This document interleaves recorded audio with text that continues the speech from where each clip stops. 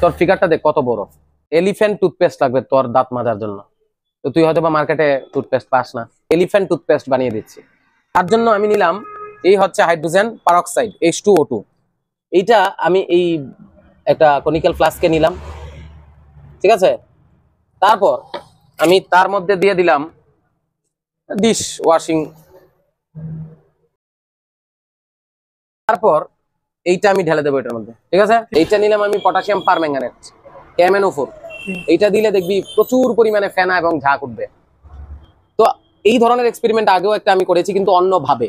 তো এটা আমার যারা দর্শকরা রয়েছেন তাদের জন্য রইল, এটা কেন এই ফেনা উৎপন্ন হয়েছে সেটা আপনারা কমেন্টসে জানাবেন। তো এই তৈরি হচ্ছে আমাদের সেই প্রচুর পরিমাণে ফেনা।